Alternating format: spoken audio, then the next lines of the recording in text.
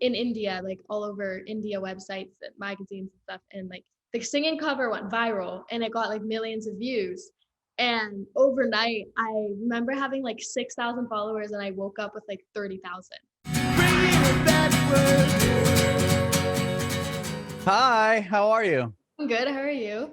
I'm doing well. I'm glad we're able to do this. Thank you so much. Thank you for having me. Of course. My name is Adam, and this podcast is about you and your music journey, and we'll talk about the new song. Cool. Sounds good. Awesome. So I was doing some research, and I did see that are you born in St. Louis, Missouri? Is that what I saw? Yeah, I'm born in St. Louis, but I live in LA. Oh, you live in LA now. Okay. How long did you live in St. Louis? Oh, it was really weird. I was really like just birthed there. And then like right when I got out of the hospital, my parents moved to Michigan. So I was raised in Michigan until I was like 13. And now I live here in LA. Okay, cool. So Michigan was, majority of your life was spent there. What Yeah, was it like growing up in Michigan? it was fun. We lived on like a farm woods type area. So we had like chickens and goats and yeah, it was a lot of fun. There's a lot of woods by us. So we would go like camping all the time and stuff. So it's definitely different than the city. I was just going to say it must be very different from Los Angeles. Oh yeah, very different. But I mean, I still love Los Angeles. I love both. They're both different. Sure. I grew up in San Diego. So I recently moved to Nashville, but I live in the suburbs. So it's like totally different than my upbringing was more of like where you're at in LA and then coming to like there's farms and greenery around me. It's just so bizarre now. Yes, it's different. For sure. Awesome. So how did you get into music? I got into music when I was 7. I just felt a calling to do music as like a little girl. And ever since I felt that calling, I started a sibling band with my brothers. And we did like Christian pop music. So we would tour like the US and play like different states and like coffee shops and schools. Nothing big, but it was still a lot of fun. And after a few years with that, I branched off into a solo career. And now I do full-time pop Mhm. and Wow, that's awesome. So are your siblings older or younger? I have 3 older brothers, so I'm the youngest Wow. and the only girl out of, like, all my cousins too. So, it's fun though, I like it. Yeah, you have your older brothers to protect you as well. Like I'm sure they're very protective of their younger sister. Wow. So what do your brothers play? Like how did the family band kind of get going? It was really just my idea. I kinda bossed them around when I was little, like, "You're gonna do the guitar, you're gonna do the drums," and so my oldest brother, Jake, he played bass guitar Hmm. and backup vocals. And then my middle brother, he did piano and percussion. So he played the drums. And then my youngest brother, he did electric guitar. And then I was lead vocalist out of the group. Wow. Did your brothers play instruments prior to you having this, idea of the band? I think we all kind of started at the same time. Oh, Yeah. interesting. Yeah. It was kind of just ever since we decided to start the band, we started doing like lessons and learning about instruments and all that. So yeah, we really just started same time. That's cool. So 7, you said, Yeah, 7. and you didn't have like it was just like you just had this calling come to you. Like, oh, I need to be I was doing. I was like in my bedroom and I was about to go to church that day and I was like flipping through the radio and then a song came on and I just like it's just like hit. It was weird, but I mean I'm glad because I'm here where I am now and I love music. It's my favorite thing. That's cool. Do you remember what song it was that you heard on the radio? Yeah, it was I'm trying to remember the artist, but it was Love Story by who was Taylor it by? Swift? No, it was I'm it was a Christian song. just I kidding. totally it was not by Taylor Swift. I totally forgot. Oh, Laura Story. Sorry. Oh, cool. It was by the artist Laura Story, but yeah. Awesome. So with that, you were in a Christian band, correct? Is that was the music you guys were doing? Yes, And we're we did Christian music and then we kind of got more in the pop space. And then now that I'm solo, I'm full pop secular and my music's very like I mix K-pop in it too. So yeah, yeah, it's even with your imagery, like your graphics and stuff are like kind of have that K-pop or I anime-ish vibe to it. thank you. Yeah, it's awesome. So Were you guys writing originals or just doing a lot of cover songs when you were with the band with your I know we're staying on your brother's band, but I'm or the band that you had with your siblings, but I want to move on. It's kind of probably a big part of how you started. Did you like were they original songs or were they all covers or We did a little bit of both. So we would cover like Christian songs and we would like Mhm. churches at the time for like little kids, which was a lot of fun. And we actually had we would write original songs as well. And we got #1 on a lot of Christian charts as a band for like the younger audience. So Mhm. we did really well and it was a lot of fun. But yeah, we would do a little bit of both. Wow, that's really incredible. I mean, obviously validating knowing that you guys kind of just had started the band and then you're getting, that kind of recognition and having #1 records. Like, were you on like K Love and stuff like that? I can't even remember. So That's cool though. Wow. And it was churches. Obviously, your parents are very supportive of this venture.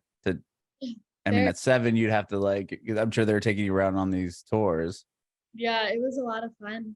Very we didn't start touring till I was like 12, 11, 12. So but still, I mean, at 12. Wow. Okay, that's cool. And then I don't know if this is skipping ahead too bit, but like, how do you get to LA? Was that just because of your career? You decided that's the spot to be? yeah, it was really just because LA is kind of like the place where a lot of artists and actresses and models are. Mhm. So it was kind of just a decision that me and my mom made and the family made. It was a sacrifice, but I'm grateful to like be here. And yeah, I go back to Michigan quite a bit. I visit my family and FaceTime them every day. So it worked out.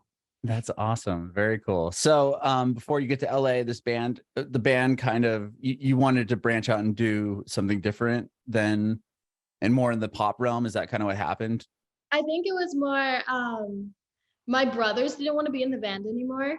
Mm. And I just started kind of getting more interested in like the pop secular world. I feel like I could reach like a bigger audience and share like just I don't know. I think I just really started getting more like interested in that area Mhm. of music and I really found myself enjoying and connecting to that area more. So I kind of just decided to do that after my brothers didn't want to do it anymore because they got like girlfriends and like Oh, life, and jobs they and broke up the band.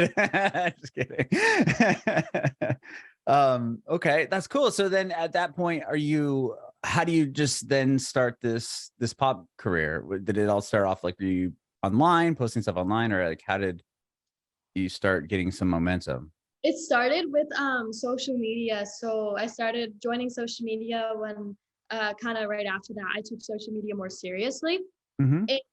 And I remember posting like a singing cover once on my Instagram, and somebody in India had reposted the singing cover in India, like all over India websites and magazines and stuff. And like the singing cover went viral and it got like millions of views.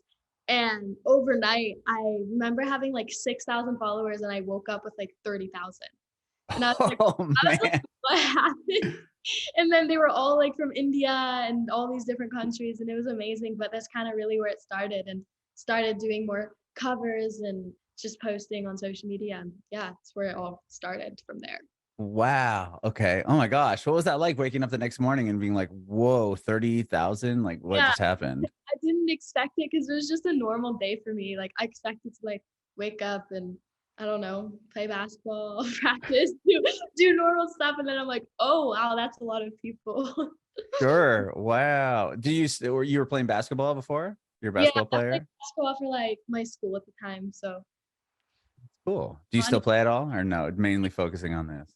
I'm mainly focusing on music. Like I don't take basketball serious. Like I'm not planning to go to like the NBA or anything like that. But yeah, I play for fun. Like when I see a court or like I have a court near me, so I play for fun. Oh, cool. Not on a team or anything. Yeah, that's awesome. So you start getting this fall. I mean, 30,000, and then it's like, whoa, like this is awesome. So you just keep putting up covers, or like how does it? You now you have the attention of what 30,000 people. Like, how do you continue to build the momentum? Yeah, I mean it was pretty crazy. I just started posting more on social media. I joined TikTok a little bit late. Like it wasn't musically, it wasn't Oh, Vine, okay. it was TikTok. Like, so I joined TikTok a little bit late, and I started just posting more stuff and growing my platform. And then when I moved to LA, I got with some producers and we started creating stuff. And yeah, it's what I do now. Wow. Wow. Did you start TikTok when pandemic had happened? Or was Uh, it before yeah, that? yeah, Because yeah. that's kind of when everyone jumped. I mean, I know that that's when it really, really went to the kind of the next level. But It was right. It was right before the pandemic, like right when it started. So right, the okay, whole quarantine, I was in my house, like posting a lot of stuff on social media, and my numbers climbed. So that was pretty cool. wow. And were you doing similar things, just covers, different Um, covers, or just kind of stuff that I anything? felt like doing for fun too.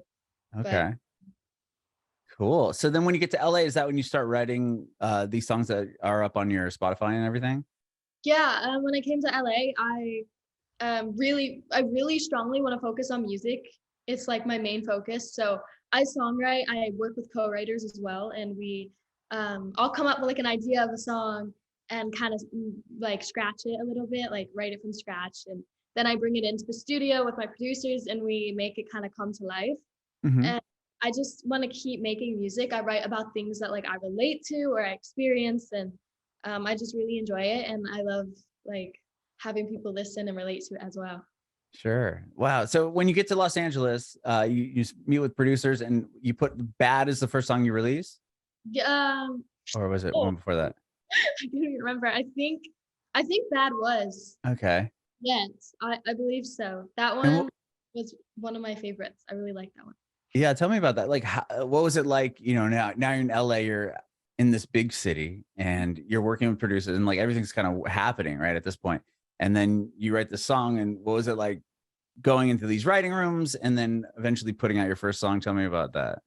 It was such a cool experience. I think because Bad was like the first ever song that I wrote from something that I like relate to. So it was almost like it's almost like a diary, like a journal, like getting something out there that's like kind of a part of you. And so it's Hmm. the first thing I thought it was super cool that I was able to take one of my experiences and like bring it to life through music. I really enjoyed it. Worked with amazing producers on that song, and yeah, I really liked it. I did a music video as well. The music video was a lot of fun to film. Oh, It was like one of my first ever like super like all out big camera music video. It was cool. what was that like? Yeah, where did you shoot it? What was the premise of the video? I didn't see that one. We shot it at Playground LA, which is a dance studio, a famous dance studio here Hmm. in California. And we made it kind of like a school setting with like lockers, and it was kind of like being like an actress on set, which was cool. Very cool. That's awesome. And then you put out you've put out a handful of songs. I mean, the most recent one is Porcelain Queen, correct? That's the newest one. Yes, Porcelain Queen is the most recent one. I just released that on September 16th. Hmm. Okay. So after you put out that first song, it's out there on Spotify or in the world. Like, is it? Were you worried about like how it was going to play, or people were going to react to it, or did you test it on TikTok, or like how did you feel once it was out in the world? I like when I release songs, I'm not like focused on like how many streams I get or That's and good. That's a good thing. I truly release music because I like it, I enjoy it, and I hope other people can relate to it. And if Uh-huh. they do and if they don't, it doesn't really matter because it's like it's just what I love doing. So yeah, That I mean, I love like when people always like I have people DM me on Instagram and be like, "Hey, I really like your music. Like I really related to this song." And that makes me feel like super proud because music is kind of a way for people to like express their emotions. Uh-huh. For sure. That's a great attitude to have instead of looking at numbers and being like, oh, Yeah. it didn't do what I hoped it, or whatever it may be. You can I'm sure it's easy to get caught up in that. Mhm. Yeah. So from that, like prior to, I mean, after you put the video out, and I want to talk to you about Porcelain Queen, but what would you say was there another big moment in between putting out your first song and putting out this current one that kind of kept you going, or it was like a big milestone or like a big validating thing that happened? Well, for a while after releasing like Bad and Give Me That and like three of those songs, uh, Hmm. I took a break off music and really focused on growing my social media again. And after that, I got back into the music space, and that's where I just released Picture Perfect Love and Porcelain Queen. And hopefully, I'm in the process of writing more and songwriting, and hopefully I can release some stuff soon. Oh, cool. So are these all new ones then? So you had those first out, and then you stopped for a minute to focus on your Porcelain, social media presence. Porcelain Queen and Picture Perfect Love are the two most recent ones. Right, but I mean, as far as writing the songs went, you said you took some time off to do Right. the Yeah. social media stuff. Okay. And then was there something that kind of got you back in, like, oh, I really want to get back in the studio. I really want to start I, focusing on music I again. think it was just like I always wanted to write more and get in more in the music space. And so I think it was just more like, okay, I'm ready. Like I have an idea.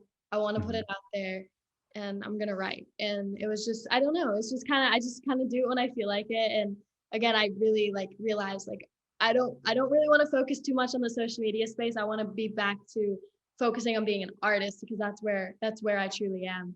Mhm. And tell me about those two songs then, Picture Perfect Love and Porcelain Queen. What were the premise of those songs? Did you come into the session with an idea for what you wanted to write?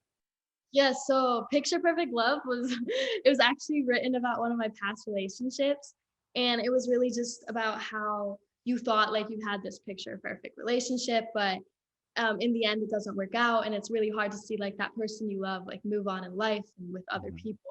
So I felt like it was a song that not only I could relate to, but anyone who's been through a tough breakup can relate to. So Sure. I really just wanted to put that out there. And the second song was Porcelain Queen. Porcelain Queen was a song I wrote based off mental health awareness. So Porcelain Queen is about how you can have this traumatic event that kind of breaks you and shatters you, and you can't really be like put back together in the same way, but it Mhm. does make you a stronger and better person in the end. So yeah. I love that. I love that. It sounds like you're a big advocate for mental health. Yes, I mean I do. I'm a anti-bullying speaker as well. So Oh, I'm wow. yeah, I'm going on a tour soon called Be a Boss Not a Bully, and I'm going to be speaking out about anti-bullying. That's incredible. Is that from personal experience that Yes, you've had? yes, and of course I hear a lot of stories that other kids and teens go through, so I just want to use my platform in a good way. That's awesome. I'm just curious because having the social media presence you have and doing what you're doing, like, were you still are you like high school when stuff was happening, or did you end up? I mean, I would imagine you probably went to the homeschool thing or doing something separate from that, or are you like, did you have to like attend school and have like this big presence of people like, oh, tag me in your post, or all that type of?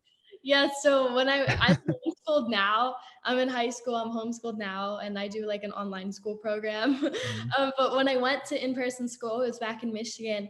It was very weird. Like at first it was great, but then when my social media grew, it Mhm. kind of changed like the way people like treated me. And I noticed I don't know. I think they got like a little bit jealous because the things they would say is like, "Oh, you have fake followers, like you're nothing." Like we don't like I noticed a lot of people kind of turning against me when my social media grew.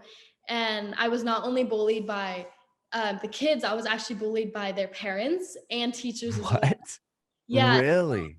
even in That's school, like I remember getting like detention for like no reason from a teacher. No reason. She's like, "You're in detention." I'm like, "For what?" And then she like made up some stupid excuse. But yeah, it was rough for me towards the end. It was kind of just an environment where I didn't want to surround myself in anymore. So that's when I left. And my mom's like, "That's it. We're going to LA." good for her and good for you. Thank you. Wow. Oh my gosh. Like a teacher, she's like, "Oh, my dance video only got like 15 likes." Like, so angry, and just put you in detention for it. I don't know. Oh man, I have a son that's around your age, and when he was in middle school or before COVID happened, that was, or maybe it was, I can't remember, but like his PE teacher like made all the kids follow her on Instagram. I'm like, what is this? Like, this is so random. That is so odd. Yeah. So I mean, it blows my mind that that's that big of a deal. But I can see how, kids would get jealous and bully, and just, Yeah. yeah, total jealousy thing. Or tag me in your stuff. I interviewed somebody that had similar, where they were on a Disney show, and then they had this huge social media following, and then some guy like asked her to prom, but said, but I'm only going to go with you if you post a picture on your feed and tag me in it. Just like, So mean. what? Like, Oh my God, I feel bad. That's so mean. yeah, it's wild. Well, congratulations. I mean, on the success. That's so awesome that you're doing Thank you. this anti-bullying thing. I think that's awesome. I think people need to hear other stories, especially from people like yourself that have these big platforms and are and had been in through similar situations as somebody that maybe not have the same leverage or whatever. But I think that's awesome. Thank you. Yeah. And what about your you have the Porcelain Queen's the newest, and then do you have another stuff coming out soon, or just really Um, focusing on that one? I mean, right now I'm kind of just like chilling, like writing when I want to. I'm not sure like what I'm gonna release next. So I mean, obviously there's gonna be something coming up, and yeah, not sure yet, Amazing. but one day, one day. Okay. I love it. I have one more quick question before I let you go. I want to know if you have any advice for aspiring artists. For an inspiring artist, Uh-huh. Yeah. any advice? Just for like any upcoming artists. Yeah, anyone that's, Okay. something that you've learned along the way. Maybe someone's sitting at home like, how did KG get to the point where she's at now? I would say the one thing I learned and the one lesson that everyone should take is to always be yourself through your music, through your looks, through your branding. I think don't try to like change yourself because this person gets more clout if they do this, or this person gets more success if they do this. I think really stay true to your sound, what you enjoy, what you like, and that's how you're going to be happy in the end with everything that you create. Bringing it backward.